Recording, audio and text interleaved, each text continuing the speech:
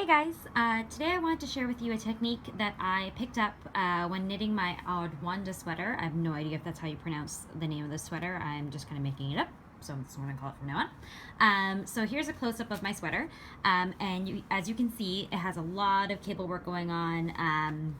This pattern is actually divided into several charts that you read and kind of group them together. So this is one chart here, this is the middle chart, and then over here is the chart on this side. And while I find it really easy to read charted cable work when you're working from the right side of the work, because you can actually see that the cable's being formed and it follows directly with what the charted pattern looks like. When you're working on the wrong side of the work, things get a little bit more complicated. The pattern doesn't really show up. You have purled spaces, and especially in the Ondawa sweater, where you have sections of, let me find an example for you here, of knit through the back loop or twisted stitches. Those appear as regular kind of purl stitches on the back, and it can be really difficult, at least for me, to follow along and make sure that I'm doing the correct stitches without constantly flipping back to the right side of the work, especially because this sweater is knit flat, so you're not knitting in the round. So you are knitting from right to left, flipping the whole work over and then knitting back left to right.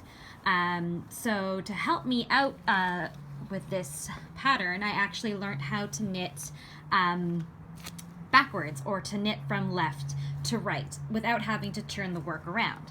So I have a small sample here to show you what I mean. So right now I've already begun working my way back towards the beginning of the work. So this is the right side of the work, and normally if I were knitting, I would actually be knitting with the wrong side of the work facing me. And in this example, I want to maintain the pattern, so I would purl the purls and knit the knits. But you can do the same thing on the right side of the work, and this makes it especially easy to follow along when you have things like cables, and when you have things like I have here, where I have knit through the back loop knit stitches, which again just look like normal purl bumps on the back or reverse of the work. So the way I kind of deconstructed learning how to knit backwards was through a couple online tutorials, which I'll link in the blog post, as well as kind of deconstructing it as I went. So what I did is, what I did was to actually turn the work back around to check that what I was doing would be what I would normally do if I was knitting on with the wrong side facing. So for example, let's flip this back around again. Ooh, my thread is tangled. So if I was going to purl the next 5 stitches, my needles would be like this. So I would have the yarn in the front, and my needle would go right hand needle through the front loop over the left hand needle. So if I hold everything like that and turn the work back around, you can see what it would look like if you were actually knitting from the right side. So I have my left hand needle, it's through the back loop on the right hand needle, so the left hand needle is underneath the right hand needle, and my yarn is in back, just like I would normally have my yarn in back for a knit stitch. And that's actually how you knit from left to right. So again, you put your left hand needle through the back loop with the right hand needle on top, and then wrap around the yarn around the left hand needle as normal, and then pull the stitch off.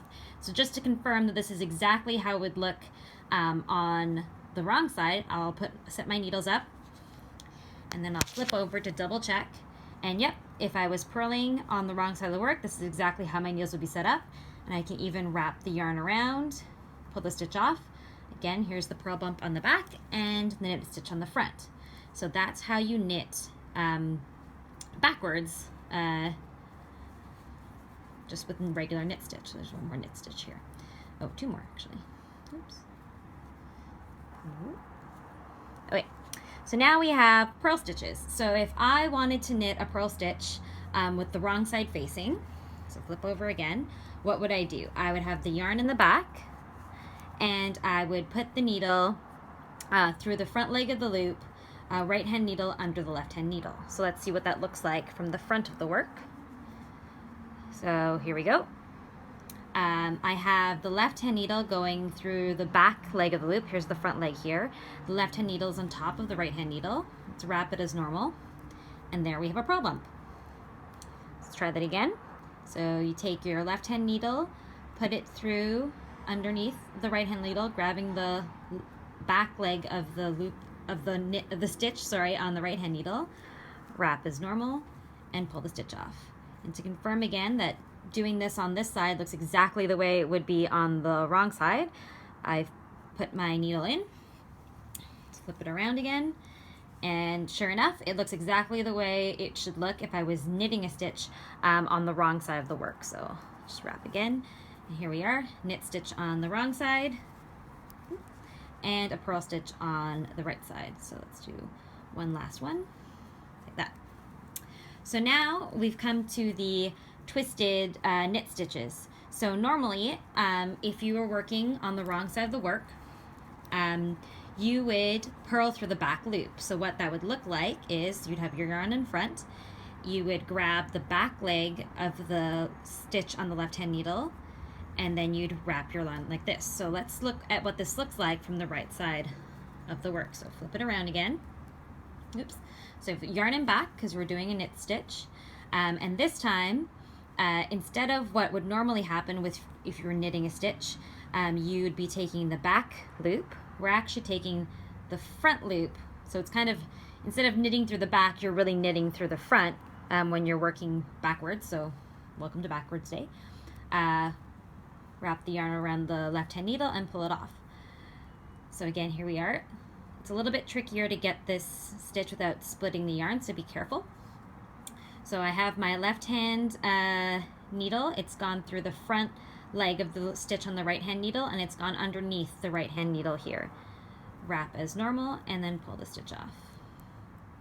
So let's double check that this again looks the way it would on the reverse side of the work. So I've set up my needles as I would on the right side of the work.